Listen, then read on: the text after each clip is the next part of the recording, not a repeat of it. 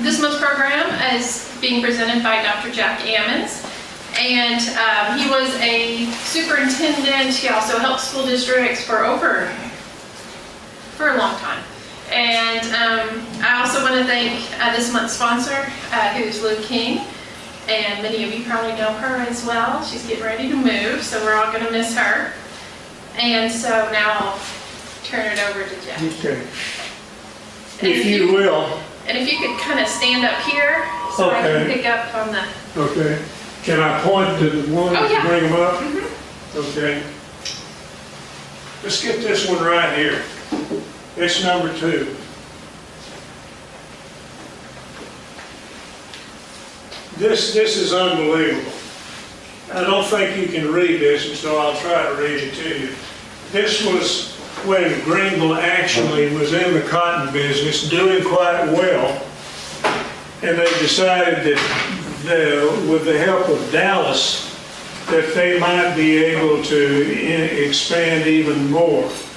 Consequently, what they did was the people in Greenville spent the money to put in what we would call a compress. And I guess that's what they call it for years, still call it compress. That compress still holds the record for the amount of cotton that was pressed in a 24-hour. Can you believe that? Now, the date is in here, 1912, September 30th, 1912. Now, I hope we can get there were about 8 or 10 black men that totally took the responsibility of it and set the record. And as I say, they still hold the record today for how much they pressed back then. Now, I'm going to deviate from that because I told you we were going to be desultory, not knowing how much time. Yes, ma'am. No, I was going to say, aren't you supposed to be up there recording? Recording.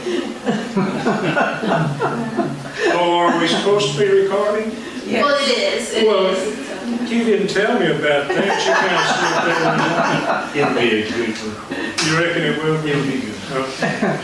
Anyway, the record still holds for that cotton. Now, the strange thing about it is the cotton wasn't used locally. If you knew much about, and we're old. A lot of people in this room are old enough to remember when it was ginning and how many gins there were. And now I think there's one in the county. That's it. I don't think it's running. It's not running. No, Myers Viditoes. That's what happens when a school Viditoes is. It's still going. That's the only one that's still going. That one, and then the one up in, the newest one up in, I always get confused, Ben Wheeler, Ben Franklin. Bo Pilgrim. Yeah, Oh, good. There's that one, which I Try still not need to to let me go. forget to get into that. That's unbelievable. We visited Bo Pilgrim's. He's gone from chickens to cotton. It starts with a C. Ma'am? It starts with a C. Well, it does. Okay. A K or Is it a K? What we want to do, I want to go a little bit further on the cotton, then we're going to get off on what happened after the cotton pretty well left us here. And it wasn't good, not for Greenville. But the cotton that we grew locally here was hauled to Jefferson, Texas. Now this is unbelievable. I've been to Jefferson. You all right? Yeah, that was odd. Okay. That picture's okay. I think it's fine, yeah. See if that picture's okay. It's all hanging on that It's wall. fine. We had, I see it. is the picture okay as she says? Yeah, it's If fine. it's not, we're still going to go ahead. All right. The cotton that was grown locally they didn't call it being baled at that time. They pressed it, I guess that's what they meant when they said pressed it. But it was put in, and they did put in what we call a form of a bale. Just called it pressed. Now then, what happened with that cotton is that they ended up making some contracts in Jefferson, Texas. Jefferson is a beautiful little town. It has one thing that's kind of surprising, and that is there is a creek, if you want to call it a creek, it's not a river, comes right through town in Jefferson. They actually, can you take paddle boats like you see on the Mississippi River? They take paddle boats and they take the cotton off of the wagons from Greenville, Texas, which takes 3 days to haul the cotton to Jefferson. 3 days by wagon and mules. This was before trucks, but they were starting to make money. So in Jefferson, they have what is called a turning basin, which you have to have at a decent sized wharf. And I've seen it. I didn't believe it when I was told about it, but we've seen it. We spent a couple of days there and got on the body of water, which basically went to the Red River. Now think about that. 3 days to get the cotton to Jefferson. Then they'd have to change it over to paddle wheeler boats and move it to the Red River. Now all of that's on here, and I'm sorry that you can't read that because they can do a much better job than I can. But I was fascinated by the fact that Jefferson had anything to do with cotton. It's not cotton country. It's not even farming country, good farming country. But they had that water. And they were, for I don't know how many years before the cotton, they were hauling freight to the Red River and using the Red River to get whatever the freight was originally. I guess originally it would stop maybe once, but originally it went to Galveston, Texas, and that's where the cotton went. The cotton was placed on paddle wheelers. It went to the Red River. The Red River then went down to, what is our lake, this man-made lake? The board. Samurai. I'm sorry. Salida. No. Need a bend? Is that? No, but anyway, that's not that important. Anyway, they've got it to now to Galveston, and from Galveston they ship it overseas. It's Cattle Lake. Caddo Lake. They actually had water to Caddo Lake, and Caddo Lake, sometimes they were able to go on to Galveston, but from what I understand, they had to ship it again by wagon to Galveston, Texas. And from Galveston, it went all over Europe and Africa. Okay, Yeah. this was really important. Let's go on to the next one and see if it shows the people. There's your cotton here in Greenville. I'm old enough to actually remember seeing it like that on the square. And some of y'all are too. All right, let's go on.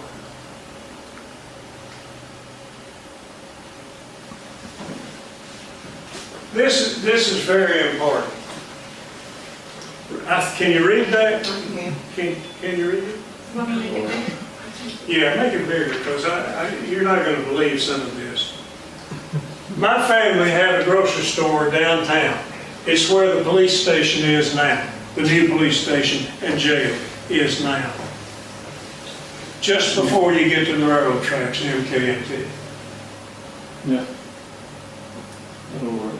I want you to look at what Greenville had, and it was not financed or developed for anything other than to get the cotton money to build Greenville.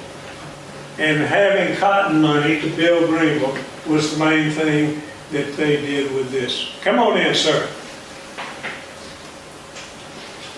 Go ahead.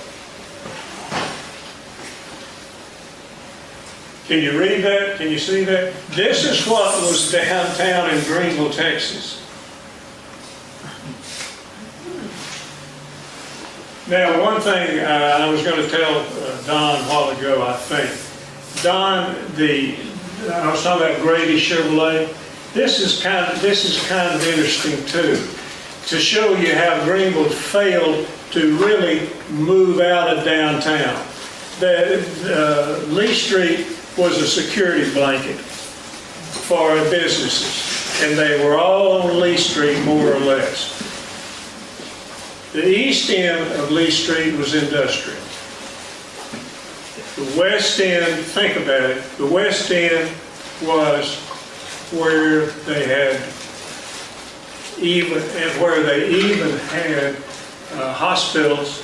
They had apartment complexes, not like we know today, but it was where you could start. Also, that's where the YMCA started in Greenville, up at the west end of Lee Street, which was kind of interesting. Since we tried but failed to get a new YMCA. You had the tracks, MKT tracks coming into Greenville. And I know you all don't remember that. I remember as a small kid seeing the Texas Special, which was, if I remember correctly, the sides of it were stainless steel. It was a beautiful, beautiful train that came through, and people used to go down just to watch it because most of the trains are like what you would envision they would be. All right, this is downtown Greenville, Texas. There's one thing I want to go ahead and share with you right now, because you'll think about it, you're not going to believe it, but Greenville was such a center for trade that people came from down in East Texas. They didn't come from Dallas, because Dallas had about the same thing Greenville had. They went all the way to Paris, the people, and between Paris and Sulphur Springs or Greenville, there are lots of people that were farming, and so Greenville not only had very nice clothing stores. I don't know, I can't remember. Jane Ann didn't live here, so she wouldn't remember, but I was showing this to a group somewhere in Greenville here last year, and they could name 2 ladies' stores. Tannenbaums. Tannenbaum. Hurricanes. All right. Skyballs. Yeah, that's 3. Go ahead. You're next. And there was 2 on the Oh, yeah, Sam's Works. Sam Schwartz. Okay, all of that was on Lee Street around the downtown area, which at that time, as far as trade existed, the trade was there around the courthouse. Didn't go any further east, other than small trade, but we're talking big things. Now, we had 2 really nice hotels, and I'm sure they're on there. I'm taking too much time for this, I know, but it's just unbelievable what Greenville went through, how they built Greenville from cotton, and then lost pretty well everything when the cotton went to other areas of the state. Lubbock, Texas, the valley, took the cotton. Lubbock took it because they had water, and that's hard to believe in West Texas, but they had plenty of water out in West Texas, and of course they had plenty of water down on the border, and consequently we started losing our cotton. Now today, what I mentioned a while ago, today we're growing cotton, and I saw it, which really impressed me. And Don, somebody mentioned over there about Pilgrim. Have you actually seen that? No, I had an appointment to go and I didn't go. Yeah. Well, You have to make an appointment to get in. Where is it? Cooper, right north of Cooper, between Cooper, you know where Highway 19 comes in, okay, it's right there. It's all automated. Okay. How you can get cotton to be automated is hard to believe, Bo Pilgrim's son did just that. We went through the whole plant. Now, he works not only around Cooper, where they have some pretty good cotton up there, but also he has automation in the form of trucks that will go to the valley or even Lubbock and bale the cotton for them. So that's just another way that they were making money today off cotton. Okay, I'm fascinated by all that was on basically Lee Street in Greenville. No town around here could compare with Greenville. They came to Greenville and shopped.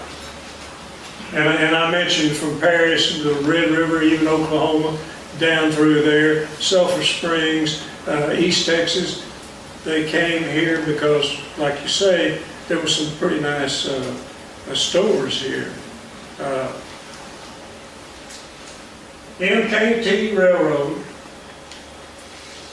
and that's the one I mentioned. It's on the west side of Lee Street. All of the car dealerships were either on Lee Street, if you believe that, or right off of Lee Street, north of Johnson Street, which was way before any of us. But they actually had some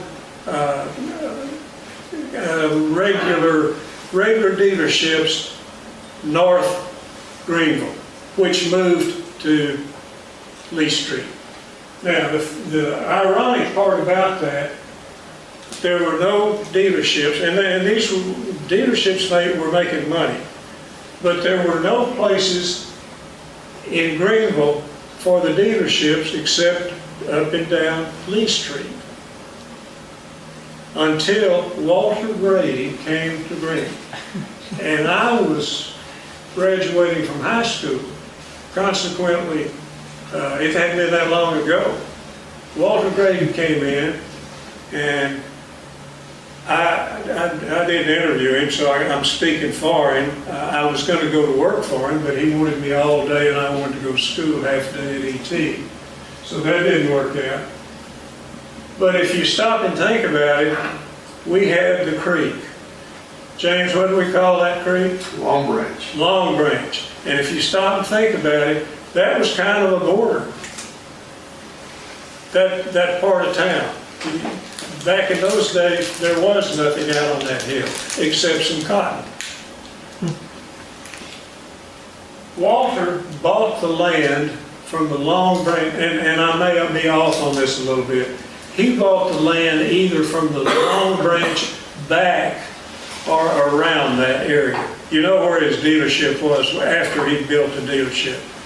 But he was the one who moved out of downtown Greenville as far as dealerships, and then here came dealerships. They all started moving out, either on the highway or in areas that were big enough for the lots and all that. And Walter actually sold off part of his land in order to build the size dealership that he built, which was a modern new dealership. And it moved from Woodard's. Anybody remember where Woodard's Chevrolet dealership was? What was over there by it? Do you remember? Them Dodge houses there by the MKT Railroad. And Bodecker Ice Cream. Yeah, Bodecker Ice Cream, in the southwest corner of that. Yeah. And when the dealership closed, it was Woodard's out where you're talking about. And we were without a dealership, Chevrolet dealership, for many years. Used to go to Wolf City to buy Chevrolets and range cubes for the cows. You could do both while you were up there. All right. Chevrolet Dodge, I listed all of them. There's Grady Chevrolet. Now you notice I used the term picture shows. They're still called picture shows somewhere around in here and further east. There were picture shows. Now,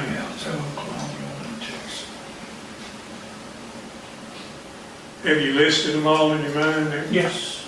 I'm talking too much, go ahead. No, you're not talking too much. Rialto, Colonial, Texas. And Rita. And Rita and Rita Larry. and the other 5. Colonial, Colonial, Rita, okay, let's not skip one then. Rita, Rialto, Okay, Colonial, and Texas. okay.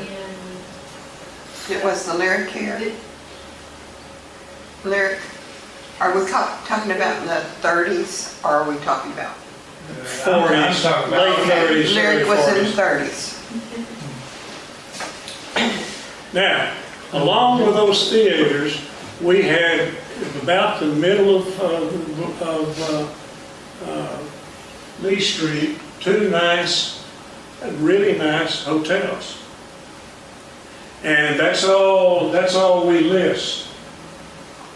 I know it's on there somewhere because this was researched. I didn't do this. But besides the 2 nice theaters, I'm trying to figure out how to say this for someone else. There was another hotel. And it was over the bus station. Anybody remember where the bus station was? Okay. It was upstairs over the bus station. Our grocery store was 2 doors down from the Greenville Hotel. Now, downstairs at that hotel, the buses came in, big counter for meals, cafe, all, had it all. Because back then, that was about the only form of transportation people could afford. There was, upstairs was the hotel, downstairs was kind of an area where you could relax and wait for your bus. Or, if you wanted to go upstairs, there were some ladies of ill repute had taken over part of the Greenville Hotel upstairs.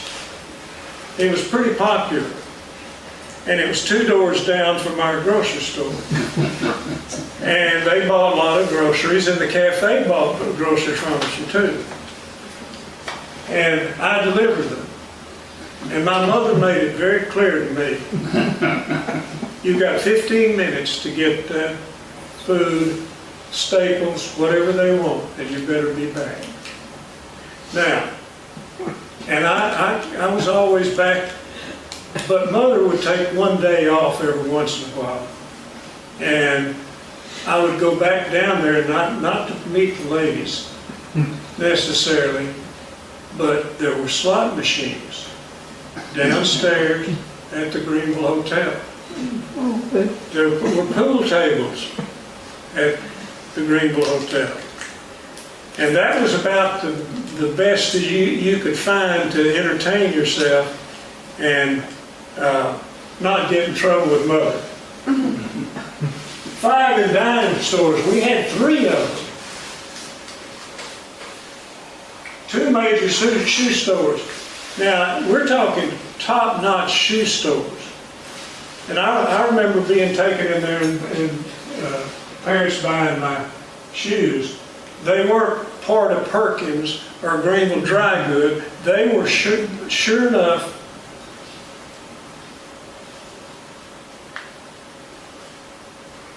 and so 2 major shoe stores, 3 general stores, that's Babcock's, Western Auto and Dodge.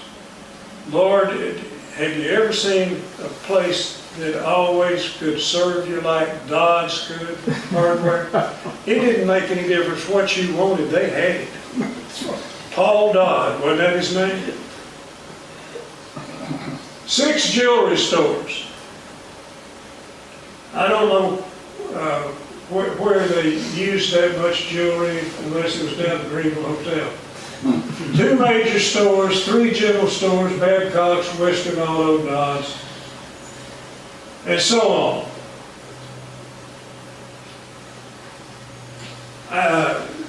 I didn't do this, but I was aware of it.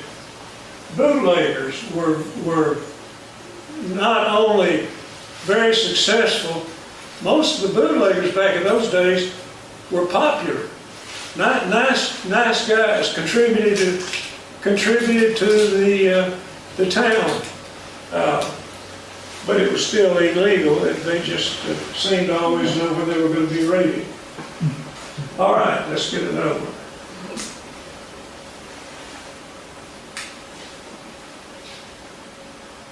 Central Airlines. Quite a story there. 20 minutes to Dallas by Central Airlines. And we've got a man back here that's had a lot of experience with the airplanes. And that's a fine looking young man up there in the picture there. We were one of the first groups that, the scouts, that got to ride in the DC-3. And it took 20 minutes to get to the camp where they were going to unload us for 2 days. Oh, and to give you an example of Greenville and how it's supported, and I'm going to editorialize too, the streets in Greenville, at least 4 of them are named after major contributors to Greenville. How do I know that? I worked my way through college for 3 of those people. They saw to it that I had a job as long as I was in college. Jack Finney, and I can't name, we can name them. Help me, James. The 3 or 4. Roy Warren. Roy Warren. Joe Ramsey. Joe Ramsey. One more major. Leo Hackney. No, I don't think Leo Hackney. Before Leo. Yeah, I think that was before Leo, but he was one of those that contributed big time to Greenville. But these people helped rebuild Greenville after we lost what we consider a lot of research and a lot of money. And by that time, the government was coming in to help us with the farming, but we had pretty well depleted the minerals in that blackland soil, or at least that's what they told us. Okay, let's get the next one. Entertainment. How many towns around Greenville do you think had a King Opera House? This is another example of Greenville and what the cotton did for the country. Major Opera House. Major Stadium. Any of you ever go? You and I went. They played they played the Yankees, didn't they? They did. They weren't in their league. They just were coming through town promoting. Stage shows at Texan and Rialto.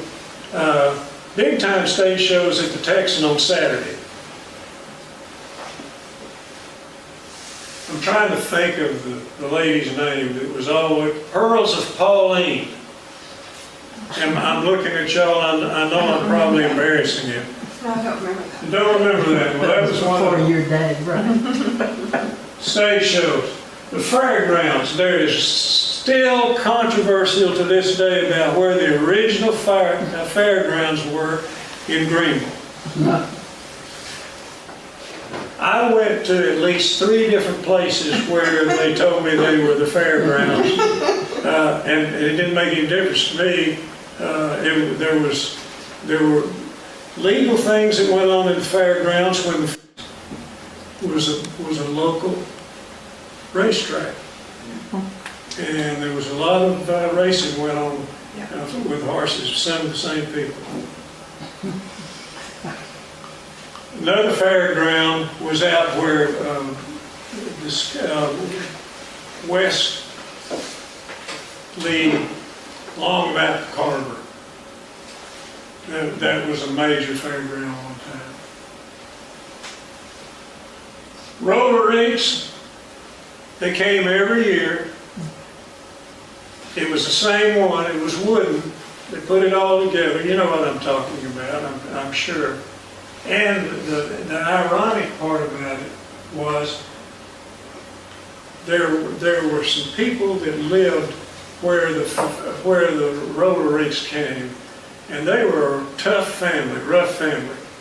I'm not going to call their name. I have before, but I'm not going to call their name. But they had 2 boys and a girl, a daughter, and they were tough. And there was a real good fishing pool on their property. The reason I'm telling you all of this is that became Travis Elementary School. And more than once, we wished we hadn't gone over there when both boys were there. Roller rink, Bonnie and Clyde's car. Every year, Bonnie and Clyde's car came by. I don't know that it was the same car every year, but they came by. And usually, get ready for the man that was buried. Usually, they would just park at a parking meter. They didn't go to the fairgrounds or anywhere. They just would drive up and park that car, and it'd be there for maybe a week. And it was Bonnie and Clyde's car, supposed to. Okay, Howard Winans was going to be here today. I don't know if you know or not, but his son had a really, really bad wreck. Really bad. And the last minute, he didn't get to come, and I'd asked him to come because he was the only one that saved me when I made this presentation for the Rotary Club. He was the only one that stood behind me when I told him about the gentleman that was buried on the courthouse square. I remember that. You remember that too? Good for you. You get in free next time. I guess I'm on. Well, it was a big deal. It was about 2 weeks. How much did it cost? Howard could tell me how much it I cost. don't remember. Quarter? Quarter. Okay. Cost a quarter to see the man who had been buried on the grounds of the courthouse. And you could see him. They had a light down there, and they had a glass cover down there. And so he was real. You know, I mean, he'd wave at you and everything. So we had entertainment. Don't ever think we didn't have it. Some of it might have been a little bit illegal. Some of it was just for fun. Okay, are there any more below that? This is unbelievable. At one time, this was the best and only natatorium within an area of about 200 miles. Greenville did it. Cotton did it. This side had a lot of trees, and it was a picnic area. How many of you remember that? I know you do because you're nodding your head there. My kids went there. Yeah, okay. But they had picnics there. There were stands over there. And you could go and have your birthday party there or whatever you want to do. But it was nice. And it was Spanish architecture, wasn't it? Anybody remember that? You don't remember that? I'm pretty sure it was. Okay. We got the man that was buried alive. That's very important. Anything else on that? This gets controversial too. And I'm going to share with you without calling the names over there. Okay, these were some of the events that Greenville was known for. Number one, they had a new mayor, and it was a lady, and then they had how many would they have had, James? How many would have been on the board back then? Don't know. However many they had on the board, and I don't know, they were councilmen, but I'm not sure if it was the same amount as far as the ones that you have today. The interesting part about this is Gary Whitlock was on this. He was a board member, and he and some of the rest of them just couldn't stand some of the things that were going on with the city council. And they resigned. All of them. Every board member resigned. Now, if you knew Gary Whitlock, and he's gone, he was one of my best friends, but he's gone. But Gary was quite capable of experiencing some of those things himself. And he got off with the rest of them, and they quit. Now then, Channel 8 covered this, and did a real good job covering it. There was still some snow on the screen, even this late. And it's not this 1895, it's 1969 down there when they resigned. Now, the interesting part about this is that they resigned because they didn't agree with some of the things that were going on from elected officials. That's all that needs to be said for that. Greenville came, Dallas Channel 8 came and covered it. And once again, here's an example of Greenville. I named some of the people a while ago that were really, really good, supportive people of Greenville. This time we had 50, I'm on the last paragraph on the page here. 50 citizens were selected to form a new council committee and mayor. I don't know that this had ever been done before. You two back there have been board members, are going that way. You don't have any cards to pass that. Okay, we'll move on then. 50 citizens were picked. Temco had just come in here. There was some leadership at Temco. Timco came in 1959. Was there for it. Okay, from 59. Temco. Right, we were. You know who announced it first of all? Probably you. It was in my dad's grocery store, sure enough. You said 69. That's the reason I was correcting you. Yeah, oh, okay. I was trying to see the names of the people, but we'll find them in a minute. Anyway, he came in the store, I can't think of his name right now, and announced that it was coming to Greenville. Lee. All right. What happened was some of the city council people, it may have been some of those we've mentioned that were good, solid citizens, said, well, we've got to do something. Let's form a committee and let's form a group to be selected as possible candidates for the city council. I want to say, and I'm not going to call his name because I'm not, Ed, Williams. no. The Ed that was head of Temco when it first came here. I'll find it, I've got it listed over there. Anyway, they supported this effort, and so 50 citizens from Greenville were picked. Bury. February. Bury. Garrett. Bury. Fred. Fred Bury, yes. And don't let me forget to tell another story on him. It's about horses. Another event. It may be on here, I'm not sure. Anyway, the dog leash law is on there, that's pretty important. Evidently, they're not upholding that one around where we live. Okay.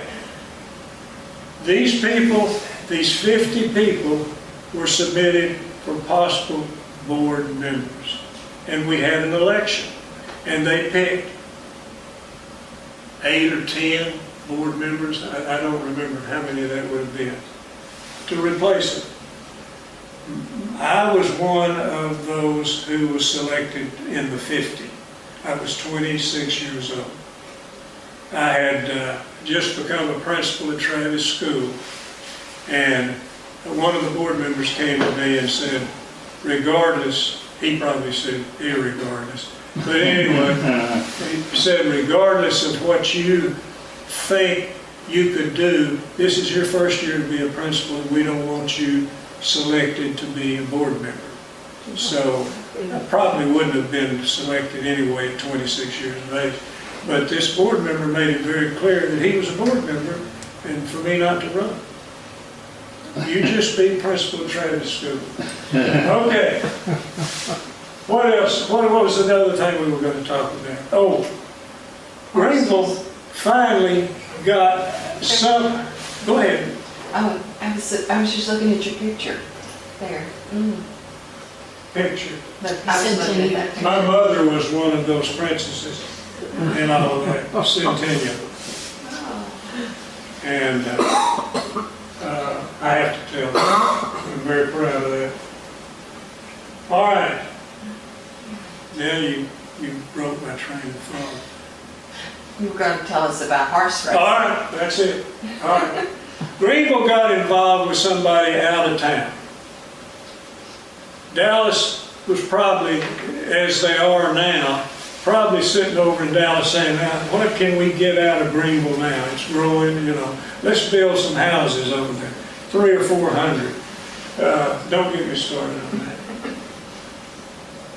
In comes a company from Sweden, I think, Scandinavia, I'm not sure about it.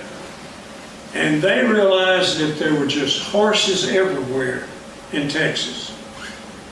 So they got the necessary paperwork done, and they actually picked the land. And what do you call it when you get real estate and you just, until you actually purchase it, you can get a contract on it. And so he got a contract to build a slaughterhouse. You ready for this? Horses. Hey, they're big prime meat overseas. So we were going to start killing horses. Slaughtering sounds better, but this is dramatic. So we're going to start killing horses. And Ed, to show you what kind of a citizen he was, and he was running the bomber plant, but he got involved. He got involved big time in Greenville, and we had our meeting with at the downtown. I'm just blank. Anyway, we had the meeting in one of the big buildings downtown that was big enough for about 200 people that were not going to let that horse slaughterhouse, meat company, whatever you want to call it, they were not going to let them do that. And he was chosen to be the chairman of this group. And I'll never forget it. I was chosen again to save the horses. Of course, I had them out at the farm, but we didn't eat them. So anyway, he had a group of people. He was on the stage, and he called for motions and all the proper procedure. And their attorneys said, well, but they've gone too far. And so he was told possibly they'd gone too far and couldn't be stopped. And he said, well, now this This was Fred Buring, who was very quiet, hardly, quite a leader. In fact, I was reading about him today, when he got an award and when they named the street after him out at Main Drive, main road into the plant. Is it the main one? Okay. Yeah. All right. So anyway, he got everybody together. They all decided that they would fight it if necessary. We still had a little money. And he said, but I don't think that'll be necessary. Because the first horses I see on site out there in the corral, it's just probably going to be one of our biggest planes that are going to fly over real low and maybe cause those horses to jump the corral and be gone. Now, I love it. that's truth. I was there. And that didn't have anything to do with Timco, but he stood up and told them, he said, you're not going to bring it in here. Because it was right there, the land was right there as part of the street, which was was not a street then, but that was the way they got in and out, and they already had it staked off, I think. But anyway, it failed. Okay. Are we about out of time?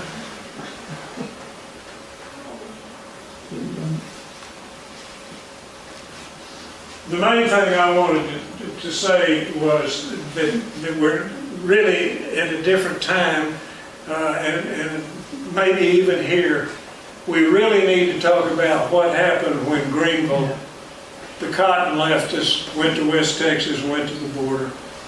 The cotton left us, and we didn't know anything but raising cotton. This was before Timco came in. And even after Timco came in, it didn't hire everybody that needed to be hired. Greenville didn't have any industry. So what happened was, there's an example of it. It got ugly at Greenville. People were mad because the buildings were not being taken seriously. This is the post office, I guess. Yeah. Somebody argued with me the other day right here in River City. They just argued that that was not the post office. But it was our grocery store was right here. And I got the job. If I wasn't delivering groceries to the Greenville Hotel, I was taking the Daily Mail. I said it was post office to somebody, and they told me it was the library. No. No. Well, then I win one. I think that's where Audie Murphy signed up. Sir, I think that's where Audie Murphy signed he up. went downstairs. Yeah, they were downstairs Okay. in the post office. Yeah. Funny you should bring that up. Anyway, this was our Greenville. That's a post office. And we're better off now than we were, there's no doubt about that. We still don't have any industry much other than Timco, if you stop and think about it. There's not a lot of industry here. And several big. Innovation First is a pretty good size operation. Innovation First. Yeah, that's true. Can you think of any, in the business you've been in, you probably know all the What I time. think's interesting is the building you can see on the other side of the post office in the top picture. Oh, right here, Uh-huh. you know who that is? The cutest girl in Greenville at that particular time. That was her mother and daddy's grocery store. What was it? Donna K. Crawford. Crawford. That was Crawford Grocery. You know what was upstairs? Oh, now I remember it. I've seen it. Yeah. Anybody remember what was upstairs? I know James probably does. Boxing. Was it that where? That's where Reese worked out. There was a gym upstairs. And that was his. Crawford saw to it that Reese had that as long as he wanted it. Okay. And he worked with a bunch of us boys He too. was a great guy. Yeah, he really was. Okay, so that's Crawford's Grocery there. Okay. Ours was right down here. Right quickly, and I'll stop. But the main thing, when we had this decline, do you have any idea, anybody want to guess what caused the decline more than anything else when they brought in people to try to help Greenville get back on its feet and they went through all these studies and all this? Do you have any idea what had to be a problem? Well, you didn't grow up in Greenville. Because the first thing, there was absolutely no parking uptown. And I was going to Texas Tech at the time, and downtown Lubbock was the neatest place I have ever been. It was clean, it had all of these stores, and by the way, every street in Lubbock is either alphabetized or a numerical order. Did you know that? Okay, that was Lubbock. We were doing the same thing. I came back to go to school and got on several committees, and I started telling them, and nobody wanted to hear it, that what happened in Lubbock, they moved out to the suburbs. And they did it because, you know, it was a matter of money, a matter of just like where we have. But Greenville had absolutely no parking uptown, and yet all of our stores were still uptown. And they were slowly dying right there. We're seeing some kind of shaky times right now, according to some people, when we start talking about developing and how much we should develop and how many houses we should build. We need tax base. And I'm editorializing, but we need a tax base. And we're very limited on that. Okay, I'll stop there. Does anybody have any questions? The building that's right across from the junior high on the north side, a friend of mine told me it was actually a hospital, and he was actually born in that hospital. Well, I've got pictures of all of the hospitals, and that was something Greenville had from the very beginning. They had hospitals for people here. Now, the one you're talking about, I'm trying to think what street that is. Say it again. What Describe it again. Well, it's on the north side of the junior high, which would have been the old high school. Give us the street name of the junior high That's Phillips Hospital. or something. On Phillips I Hospital. don't remember a hospital there. Oh, yeah, there was. He said the building's still there, but it's all boarded up now. Yeah, it's What are you talking about that I'm not familiar with? Only in Texas Dr. Street. Phillips. That's Phillips Hospital. Yes, I was born there. Oh, wait a minute, you're talking about Dr. Phillips, across the street, on the Before we went to high school. Yes, yeah. I actually probably had my life saved at that hospital, and that was not our regular hospital, but I got blood poisoning, and back then they didn't exactly know how to handle it, and that was Dr. Phillips. W.P. Phillips. Dr. Phil, I'm trying to think of the son's name, real popular kid around here. Phil Phillips. Phil Phillips. Phil was his son. Dr. Phillips had a huge ranch. Now, seeing you got me started on more information, I'll stop right now. He was north going out towards Wolf City Highway. He had registered Hereford cattle. And he had, I guess Phil was his only son, wasn't he? And he was one of the best doctors we ever had.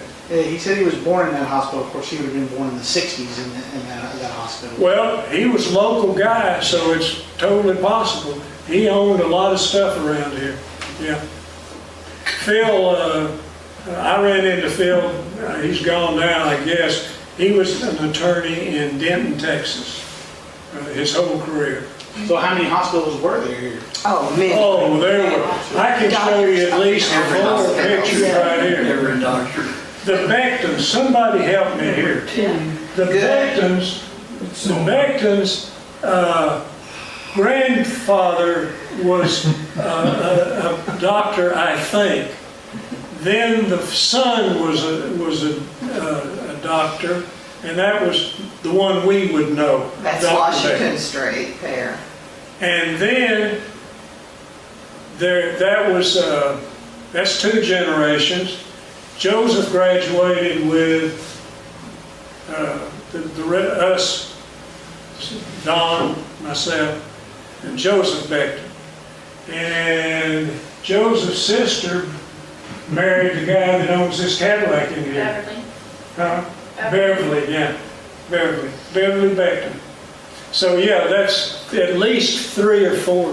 And I was born at a hospital on Wesley Street, and that was Dr. Reese. But all the doctors, if you're Now, a which big end of doctor, Wesley Street? This out?